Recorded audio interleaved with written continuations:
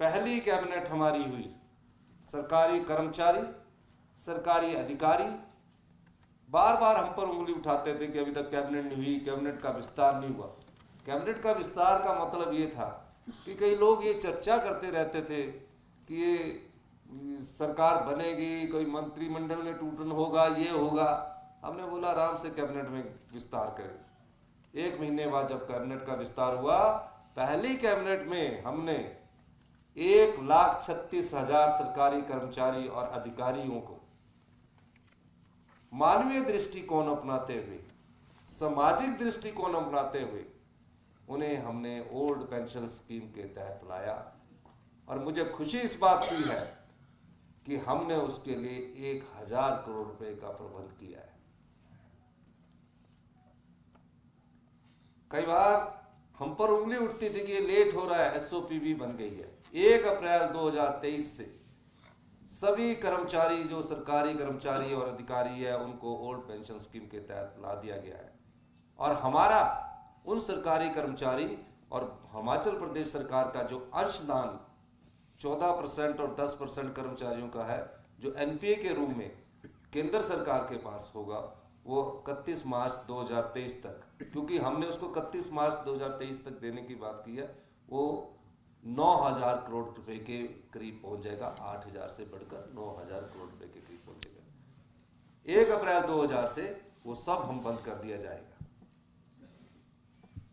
यही नहीं, उसके बाद हिमाचल प्रदेश में काम करने के दिन कम होते हैं, पीडब्ल्यूडी का काम होता है, आईपीएच का काम होता है।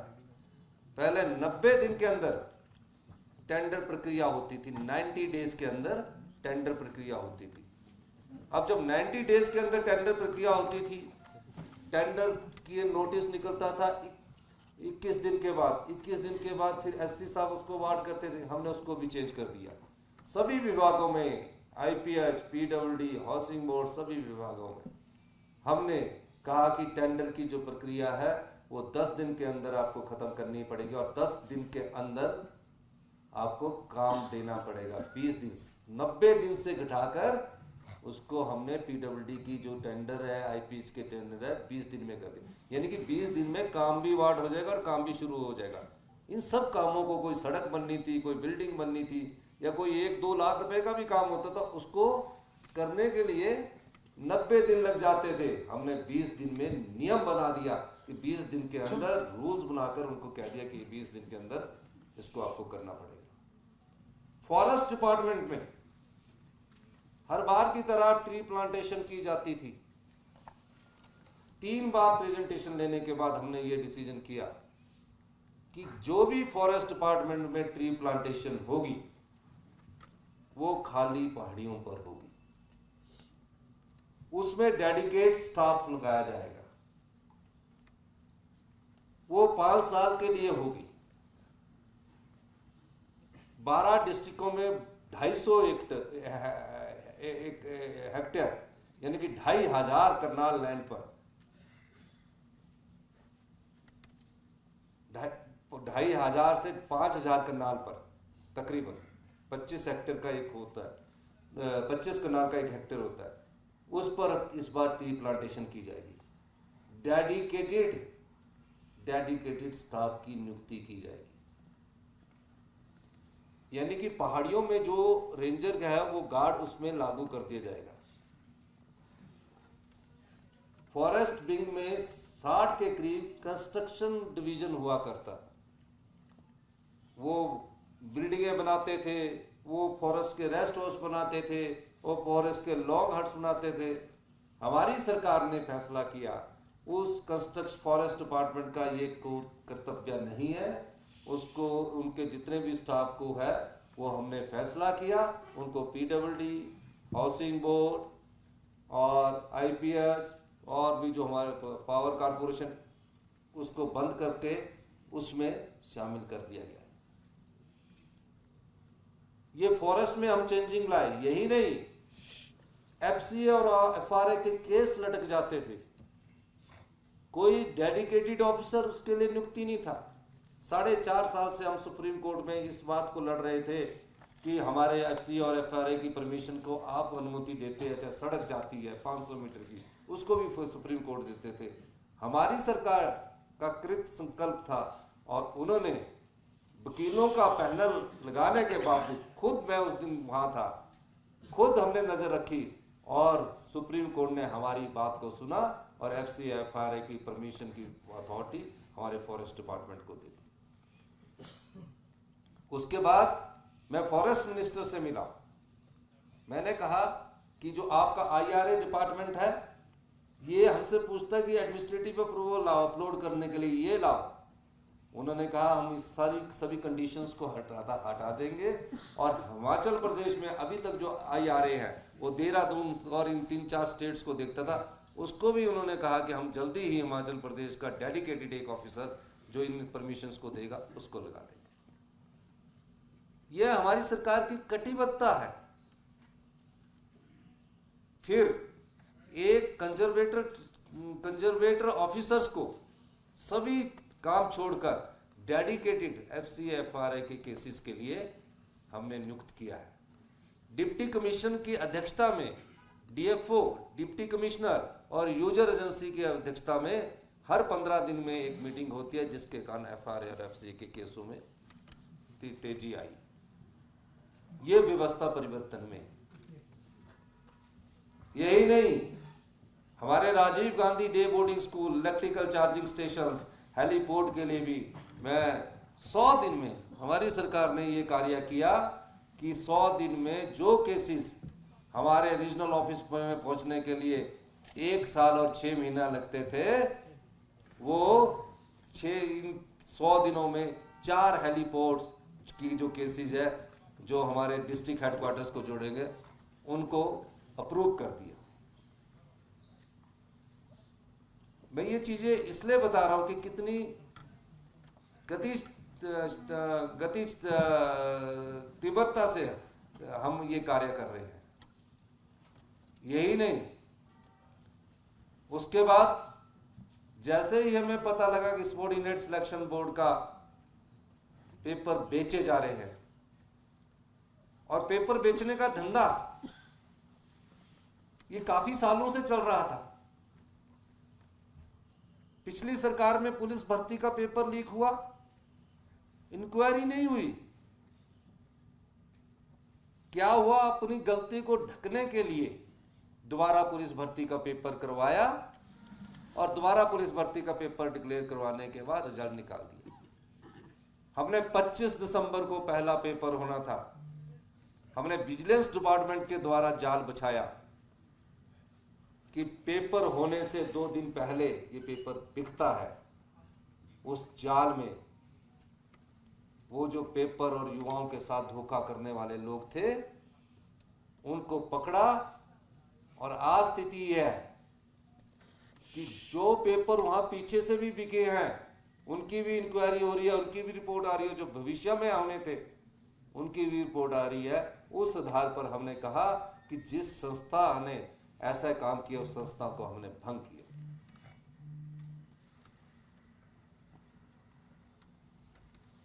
और मुझे खुशी है कि अगले 10 दिन के अंदर Himachal Pradesh public service commission, जो सबॉर्डिनेट सिलेक्शन बोर्ड द्वारा जो अगले एग्जाम होने थे, पिछलों की जिनकी इंक्वायरी चल रही है, उनके रिक्रूटमेंट का प्रोसेस शुरू कर रहा है। तो HP public service commission subordinate selection board के जो हमारे अगले एग्जाम में 2000 पोस्टों के लिए रिक्रूटमेंट का प्रोसेस शुरू कर रहा है। उनसे हम किसी प्रकार की फीस नहीं लेंगे क्योंकि उन्होंने वहां अप्लाई किया हुआ है। उनका एज का कोई क्राइटेरिया नहीं होगा, वो 1 महीने के अंदर उनका एग्जाम होगा और उनका रिजल्ट तुरंत प्रभाव से निकल जाएगा। और जो पिछले हैं जिसमें कोई केस नहीं बनता उनके रिजल्ट भी तुरंत प्रभाव से Himachal Pradesh public service commission निकालता है। यह व्यवस्था परिवर्तन है।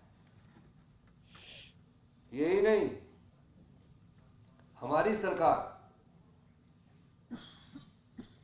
का पूरा एक डाटा सेंसस करवाया है। हमारी जो गारंटी योजनाएं हैं वो 5 साल के लिए दी गई है। इस बजट में 5 गारंटी योजनाओं का क्रियाशील बनाने के लिए हम आगे बढ़े हैं। पहली ओपीएस पूरी होगी। दूसरी, हमारी गारंटी में 1500 रुपया हमने देने की बात की है। पहले चरण में 2,37,000 महिलाओं को 1500 रुपया देने का इस बजट में प्रावधान किया गया है, जिस पर 461 करोड़ रुपए खर्च होंगे। इसका मतलब ये नहीं है कि और जो महिलाएं हैं उनको पेंशन नहीं मिलेगी, उनको भी पेंशन मिलेगी। समय अनुसार हम उस पेंशन को और लोगों के लिए भी बांटेंगे। 5 चरणों में ये पेंशन दी जाएगी और 4 साल के भीतर ये पूरी पेंशन हिमाचल प्रदेश में अपनी महिलाओं को दे दी जाएगी। हमारी सरकार उस दृष्टि से भी कार्य कर। हिमाचल प्रदेश में कई विडोज है, विधवाएं हैं, कई एकल नारी है जिनके पास अपना घर नहीं है। वो कई बार पंचायत प्रधानों के बीच में निर्भर हो जाते हैं, उन पर कंडीशन लगा दी जाती है इतनी इनकम लगाई जाए। हमने फैसला किया है जो भी गरीब महिला होगी कोई आय की सर्टिफिकेट नहीं मांगेगा। गरीब महिला होगी वहाँ का लोकल लीडर्स और जो हमारा एसडीएम होगा उसका सर्टिफिकेट वेरीफाई करेगा और उसको 1,07,000 महिलाओं को मकान बनाने के लिए पैसे उपलब्ध करवा दिए जाएंगे। पानी का कनेक्शन मुफ्त में दिया जाएगा, बिजली का कनेक्शन मुफ्त में दिया जाएगा। सबसे पहले हर एक विधानसभा क्षेत्र में ऐसी जो गरीब महिलाएं हैं 50 या 100 उनको पैसा उपलब्ध करवा दिया जाएगा, हर एक विधानसभा क्षेत्र। ये हमारी कटिबद्धता ये दिखाती है कि हम समाज के उस अंतिम वर्ग के साथ खड़े हैं जो कोई आवाज नहीं उठा सकता, लेकिन उसकी आवाज के साथ हम खड़े हैं। उसी तरह हमने इस एक और योजना शुरू की। गरीब बच्चे हैं, मैट्रिक कर लेते हैं, +2 कर लेते हैं, कई बार +2 के बाद वो मेडिकल कॉलेज में चले जाते हैं। 1.5 लाख रुपया उनकी फीस होती है पर ईयर की। अगर कोई बच्चा इंटेलिजेंट हुआ आईआईटी में चला गया तो 2 लाख रुपया फीस होगी। फिर हमने ये पाया कि कई विधायकों के पास जाते हैं कि हमारे को 1 साल की फीस दे दो, 2 साल की फीस दे दो। हमने कहा उनके लिए मुख्यमंत्री गरीब कल्याण कोष स्थापित किया जाएगा और उसकी पूरी फीस जब तक वो 4 साल तक पड़ेगा 1% ब्याज दर के साथ उसको उपलब्ध करवा दी जाएगी। इसके लिए 200 करोड़ रुपए का प्रावधान कर दिया गया। अगर 200, क्योंकि ये योजना शुरू हुई है, अगर 200 के बाद अगर उसमें 400 करोड़ रुपए भी डालना पड़ता है तो हमारी सरकार उसमें योजनाओं के अंतर्गत पैसा डाले। ये वो योजना है ताकि हिमाचल प्रदेश का कोई भी ऐसा व्यक्ति, ऐसा युवा साथी अपनी पढ़ाई से दूर ना रह सके और किसी की दया दृष्टि पर ना चले। हम अपनी दया दृष्टि से किसी बच्चे को पढ़ा सकते हैं कि चलो जी हमने पढ़ा दिया, गरीब बच्चा है, बड़ी दया कर दी, और उससे ये एक्सपेक्ट करते हैं कि हमारा जीवन भर ये मान सम्मान करे, हमारे पास रहे। हमने बोला वो दया दृष्टि का भाव हम हिमाचल के युवाओं में नहीं लाना चाहते, हिमाचल की महिलाओं में नहीं लाना चाहते, हम उन्हें सम्मान का भाव देना चाहते हैं। इस दृष्टि से ये योजनाएं शुरू की गई। पूरी कैबिनेट से हमने इन योजनाओं को शुरू किया। जो लघु व्यापारी है, छोटे व्यापारी है, उनको 9% इंटरेस्ट पर ब्याज में पैसा मिलता है। हमने कहा कि हम उनका आधा ब्याज जो है 4.5% हम देंगे। चाय की दुकान वाला है, ढाबे वाला है, नाई की दुकान करने वाला है, मोची की दुकान करने वाला, सबसे गरीब जो तबका है जो कभी किसी सरकार के पास अपनी उम्मीद और आवाज लेकर नहीं आता, उसके दुख दर्द को बांटने की सरकार ने अपने पहले बजट में घोषणा की। ये हमारा सोशल एस्पेक्ट है कि किसी वेलफेयर स्टेट में जो सरकार सत्ता में आती है उसका सामाजिक दायित्व भी होता है। महज ये दायित्व नहीं होता कि जो उसके पास मांग लेकर आएगा उसी का कार्य करना है। उसका दायित्व समाज के उन दबे कुचले लोगों के बात की आवाज भी सुनना होता है जो समाज में रह रहे होते हैं। तो इस दृष्टि से हम आगे बढ़ रहे हैं। किसानों को 2% की ब्याज से अपने छोटे छोटे टीम बनाकर हमारी सरकार उन्हें किसान लोन उपलब्ध करवाएगी। आर्थिक स्थिति ठीक नहीं है लेकिन योजनाओं को हम धन लगा रहे हैं। हम बिल्कुल सही दृष्टि से हिमाचल प्रदेश को जो हमने परिकल्पना की है कि आने वाले 10 साल में हिमाचल प्रदेश हिंदुस्तान का समृद्ध राज्य बने और 4 साल में हमारी अर्थव्यवस्था पटरी पर आए, उस दृष्टि से हम आगे बढ़ रहे हैं। यही नहीं, कुछ योजनाओं को मैं यहाँ आपको व्याख्यान इसलिए भी करना चाहता हूँ। हमारे यहाँ लैंड होल्डिंग बहुत कम है। हमने प्राइवेट बस ऑपरेटर्स को 50 लाख रुपया और 50% अनुदान कि वो प्राइवेट बस ऑपरेटर जो है, हमारा जो ग्रीन स्टेट की परिकल्पना है उसके लिए हम आगे बढ़े और हमने 50 लाख रुपया उनको देने की बात की गई है।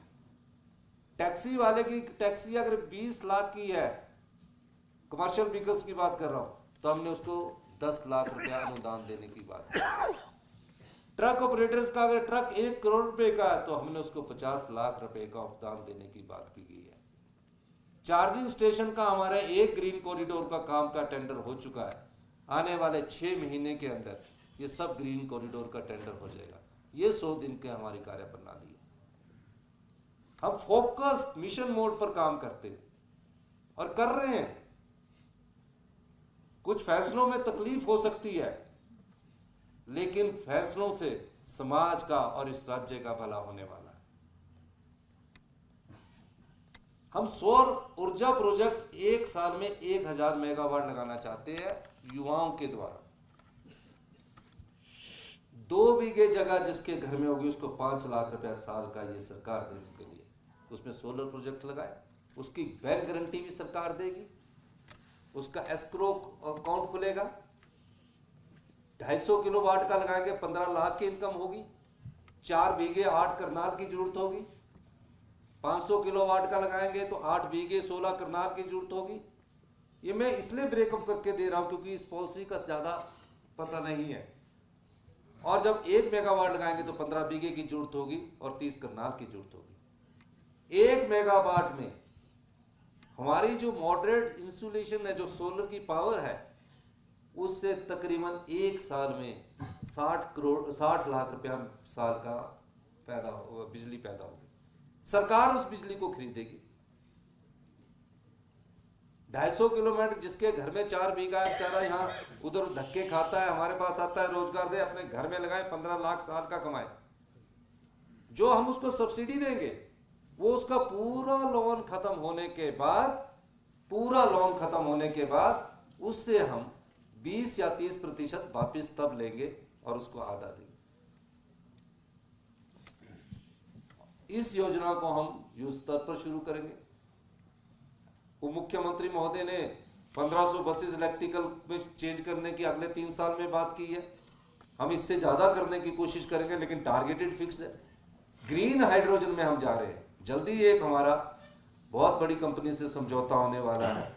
आने वाले 10 दिनों में एक बहुत बड़ा समझौता हमारा, कैसे ग्रीन हाइड्रोजन में हम लीडिंग स्टेट बने। कुछ चर्चाएं मैं सुनता हूं, हमने इसमें पूरा एक पल स्टडी किया है, एक चीज स्टडी की है। और ग्रीन हाइड्रोजन अगर कहीं सक्सेस होगी, वो हिमाचल प्रदेश उसकी लीडिंग स्टेट बन सकता है। जो इलेक्ट्रोलाइजर की कीमत है वो बहुत ज्यादा है। ग्रीन हाइड्रोजन जो बनती है वो पानी से ऑक्सीजन को अलग करके हाइड्रोजन में पैदा होती है। उसके लिए, उसको ब्रेक करने के लिए, ग्रीन हाइड्रोजन को ब्रेक करने के लिए सोलर एनर्जी की जरूरत होती है। ग्रीन एनर्जी की जरूरत है, तब वो आगे बढ़ेगी। सोलर एनर्जी के बाद दिन में वो सोलर एनर्जी से जाएगी और रात को वो हाइड्रो जो प्रोजेक्ट है उससे करेगी, तब ग्रीन हाइड्रोजन पैदा होगी। जो हाइड्रो प्रोजेक्ट से बिजली पैदा होती है उसको ग्रीन एनर्जी बोलते हैं। किसी और चीज से पैदा होगी, थर्मल पावर से होगी, उसको ग्रीन एनर्जी नहीं बोलेंगे। उस दृष्टि से हमने एक बड़ी कंपनी से आने वाले हमारे विभाग उसमें कार्य कर रहे हैं। हमारे काम करने की संस्कृति को बिजली बोर्ड और पावर कारपोरेशन में भी चेंज कर दिया गया। पूरा बदलाव उसमें हो चुका है। इस साल हम 200 मेगावाट पावर, 500 मेगावाट का टारगेट है मार्च में, जिसमें हम SJVN भी करेगा, 200 मेगावाट हम करेंगे और 100 मेगावाट जो हम अपने यूथ के द्वारा 1000 करना चाहते हैं, लेकिन शुरू की स्कीम है 100 मेगावाट अपने यूथ के द्वारा करना चाहते हैं। 500 मेगावाट में 200 megawatt Himachal Pradesh power corporation पहली बार उसमें करने जा रही है, जिसके 50 मेगावाट के हमारे अपनी टेंडर खुलने वाले हैं। ये क्यों करने जा रहे हैं आपको मैं बिजली का भी समझा दूं कि बिजली में हम बोलते हैं सरप्लस स्टेट है, कभी इस दृष्टिकोण से सोचा नहीं गया कि हम सरप्लस स्टेट है, हमारे पास तो बिजली है। जब हमारा पीक सीजन होता है तो 1400 करोड़ और 1100 करोड़ रुपए की हमारी आय होती है। हम जो जिनके साथ हमारा बैंकिंग के आधार पर समझौता है, हम पंजाब, हरियाणा, उत्तर प्रदेश को उस समय उनको बैंकिंग के आधार पर मुफ्त में बिजली बेच देते हैं और सर्दी में उनसे रिक्वेस्ट करते हैं कि आप हमारे को बिजली वापस करो। मार्च से लेकर अक्टूबर से लेकर मार्च तक हमारे यहाँ बिजली कम पैदा होती है, हम वापस लेते हैं दूसरी स्टेट से। तो हिमाचल सरकार के 100 दिन पूरे होने पर मुख्यमंत्री सुखविंदर सिंह ठाकुर प्रेस कॉन्फ्रेंस कर रहे हैं और आपको बता दें कि मुख्यमंत्री ने कहा कि बड़ी उपलब्धियां जो है वो सरकार ने हासिल की हैं।